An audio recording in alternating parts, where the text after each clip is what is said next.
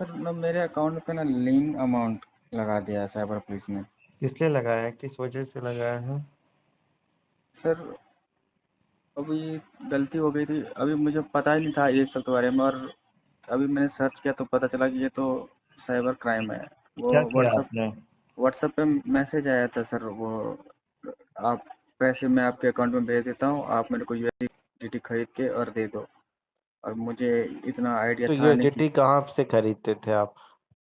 Binance पे। मतलब आपको व्हाट्सएप पे मैसेज डाला ये बोल के कि काम है और फिर आपको हम पैसे भेजेंगे हाँ और आपको हाँ, बैलेंस पहले पे। उन्होंने कुछ और काम करवाया था। पहले क्या ये कराया? पहले शायद से वो लोग रेटिंग वेटिंग कुछ दिलवाए, फिर बोले कि अगर आपको अच्छा और कमाना है तो इसमें तो रेटिंग में बाकी कितना देते थे? 250 या वही 150? 200 40 रुपये करके देते थे वो। 40 रुपए एक रेटिंग का? हाँ।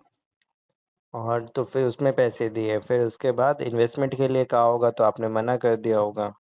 इन्वेस्टमेंट में के लिए नहीं कहा, उन्होंने बोला कि अगर आपको और ज़्यादा कमाना है तो आपको दूसरा काम में ट्रांसफ़र कर देते। उन्होंने बोला कि वीआईपी कस्टमर उनके पास में। तो मैंने वीआईपी बोला कस्टमर बनने के लिए फिर कुछ इन्वेस्टमेंट लिया? नहीं, इन्वेस्टमेंट नहीं लिया। उन्होंने बोला कि आपको वीआईपी कस्टमर हम बनाते हैं और आपको हम अपने सीनियर पे ट्रांसफ़र करते हैं। तो उन्होंने अच्छा, फिर? टेलीग्राम का लिंक दिया और टेलीग्राम पर उन्होंने ट्रांसफ़र कर दिया मुझे। हम्म। तो फिर मैं जब वहाँ गया तो उन्होंने बोला कि आपको बाइनेंस पे अकाउंट बनाने होंगे। तो मैंने हम्म। कहा, मैं बोला कि मेरे पास बाइनेंस में अकाउंट नहीं। बोला कि आप आपको बाइनेंस पे अगर आपको आगे काम करना है तो तो फिर मैंने बाइनेंस पे अकाउंट बनाए। हम्म। और बाइनेंस पे अकाउंट बनाने के बाद उन्होंने बोला कि आपको मैं आपके बैंक अकाउंट में पैसे ट्रांसफ़र करूँगा और आप इस एड्रेस पे यूएसडीटी खरीद के ट्रांसफ़र कर देना, और इसमें आपको 500 रुपये मैं आपको दे दूँगा पर ट्रांजेक्शन। अच्छा। अब मुझे इतना आइडिया नहीं था कि ये सब क्या सीन है। तो हम्म। बोला ठीक है, तो फिर मैंने भेज दिया और खरीद के, और यही सब हुआ था। और उन्होंने मेरे अकाउंट में पैसे भेजे थे। और तो कितना पैसा भेजते थे? वो 10-10 हज़ार करके भेजते थे, और फिर तीन और हज़ार का कितने का अमाउंट यूएसडीटी आप खरीदते थे? 9500 का मैं खरीद देता था और 500 रुपये वो मुझे दे देते थे। तो एक यूएसडीटी आप कितने में खरीदते थे? यूएसडीटी। अब वो वो बोलते थे कि आप बाइनेंस का ना स्क्रीनशॉट दो, और वही सिलेक्ट करते थे। कभी 90 का खरीदते थे वो, कभी 87 का, कभी अच्छा, 84 का, ऐसे ऑर्डर खरीद। वही सिलेक्ट करते थे और फिर जो बोलते थे वही आप खरीदते थे? हाँ, वो बोलते कि और आप फिर जो भी यूएसडीटी आपको मतलब आता था तो वो फिर कैसे ट्रांसफर करते थे?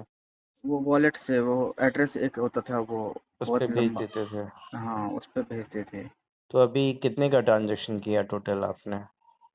मैंने सब कुछ गिना तो वो 1,40,000 का था तो फिर अभी शायद। अकाउंट फ्रीज हो गया है?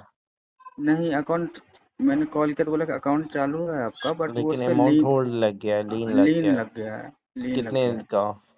60,000 का लीन लगा था, तो मुझे लगा मैं भर दूंगा तो सही हो जाएगा, तो मैंने 10,000 भी भर दिए। फिर मैंने यूट्यूब पे नहीं, चेक वो किया तो बोले सही तो नहीं होगा। लीन तो देखो 60,000 का यही है कि अगर उतना पैसा रहेगा तो वो बैलेंस पॉजिटिव पे रहेगा और उसके ऊपर का पैसा शायद आप निकाल पाओगे, लेकिन जो कंप्लेन है वो तो रहेगा ही। उसके लिए फिर जब भी पुलिस जहाँ से है वहाँ पे आपको एक्सप्लेनेशन देना पड़ेगा पैसा कहाँ से आ रहा था, किस लिए आ रहा था। बिकॉज जो भी पैसा वो लोग आपको भेजते हैं वो ठगी का, फ्रॉड का पैसा होता है, स्कैम का।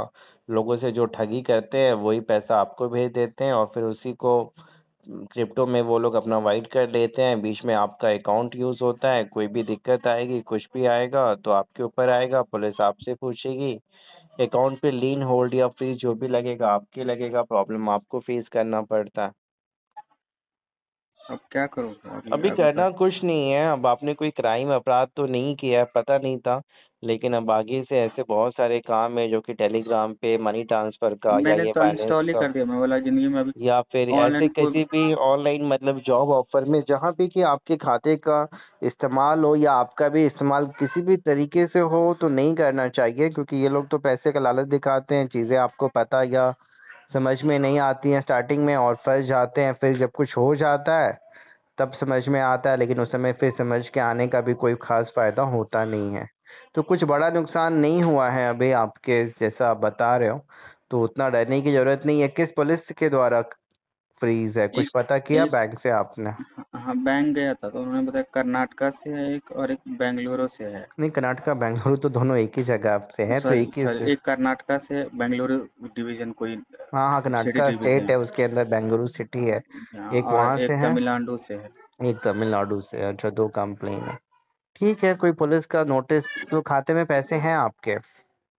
नहीं, खाते में पैसे नहीं थे, पर मैंने उसमें 10,000 रुपये डाल दिए क्योंकि मुझे लगा कि मैं भर तो अभी दूंगा बैलेंस सारा। तो अभी भी तो माइनस में ही होगा ना, जब 60,000 अब से कम। 50,000 है, अब 50,000 है, नहीं, पर वो तो रहेगा। देखो, भरने का कोई फायदा नहीं होता, अपने भी पैसे आप लगाओगे तो वो कोई खास फायदा नहीं। यही है कि बैलेंस रहेगा तो वो कोर्ट ऑर्डर आएगा तो कट के सामने वाले के पास चला जाएगा।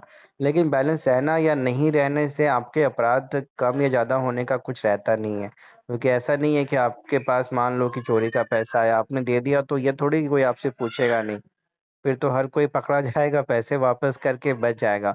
तो अगर पुलिस को पूछना होगा तो डेफिनेटली आपको नोटिस करेगी, पूछताछ तो करेगी, पैसा कहाँ से आया, किस लिए आया, आप कौन हो, आज जिन लोगों ने क्राइम किया उससे कोई डायरेक्ट आपका इन्वॉल्वमेंट है या नहीं है, तो उस समय जवाब देना।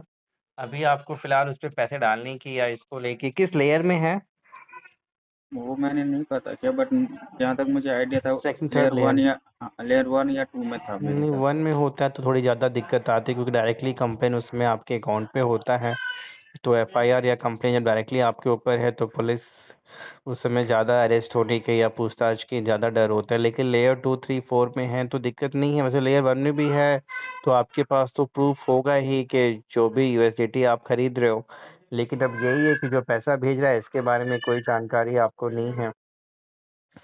हाँ, मतलब उन्होंने भेजा तो वो स्क्रीनशॉट भेजते थे कि मैंने हाँ, आपके अकाउंट ठीक पे है। पैसा भेजा है।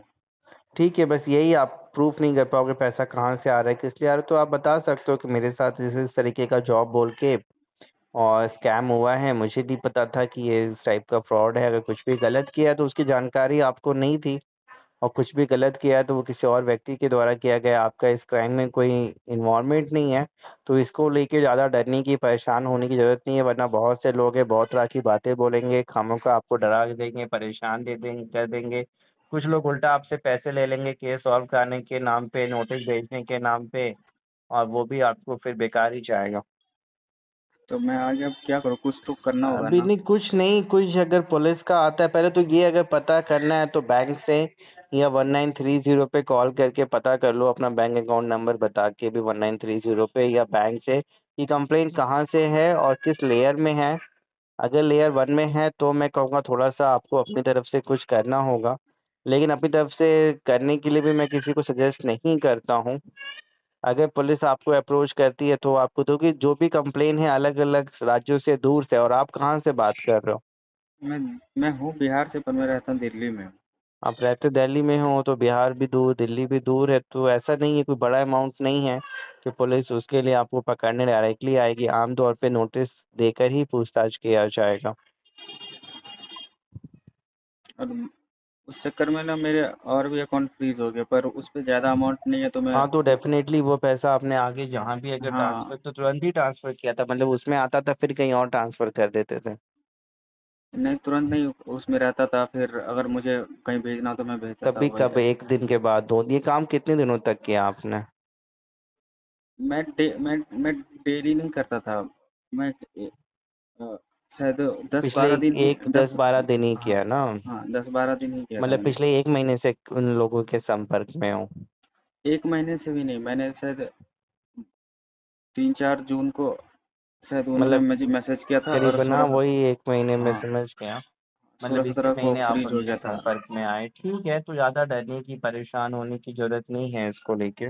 से लोग के जो जाने अनजाने में इस तरह के ऑफ़र्स, जिनको कि व्हाट्सएप, टेलीग्राम, फेसबुक, इंस्टाग्राम, जहाँ पे कि आपको part time work from home बताया जाता है कि फ्री का पैसा आएगा, घर बैठे बस काम करना है, हम आपको पैसे भेजेंगे, वो आपको आगे भेजना है, या आपको अपना अकाउंट हमें देना है जहाँ पे कि लीगल कामों के लिए यूज़ किया जाएगा, लाइक गेमिंग ऐप, बिजनेस के लिए, ट्रेडिंग के लिए, या फिर हम आपको पैसे भेजेंगे, आपको हमारे बदले में हमारी तरफ से बाइनेंस पे यूएसडीटी खरीदना है और फिर वो हमें भेजना है, जिससे कि कंपनी का भी कुछ टैक्स सेव करे और बदले में आपको कमीशन मिलेगा, और डेली का आप 1000, 2000, 500 कमा सकते हो।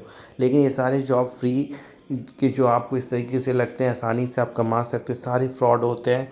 आपके बैंक अकाउंट का एक तरीके से यूज़ किया जाता है, इसको मेल अकाउंट कहते हैं। तो कृपया ऐसे किसी भी जॉब ऑफर से बचें, जानकारी ही बचाव है। वीडियो को जितना हो सके बाकी लोग को भी शेयर करें, जिससे वो भी ऐसे फ्रॉड से बचें, पुलिस के चक्कर से बचें, बैंक अकाउंट फ्रीज़ होने से बचें, किसी पुलिस एफआईआर होने से बचें। पता नहीं था किसी भी तरह से आप फंस गए, कैसे बचें, कैसे निकले, अकाउंट को कैसे अनफ्रीज़ कराएं, पुलिस का नोटिस आया है उसका क्या जवाब दें। हेल्प के लिए आप हमें व्हाट्सअप करें और अपना समय, पैसा, मानसिक परेशानी बचाएं।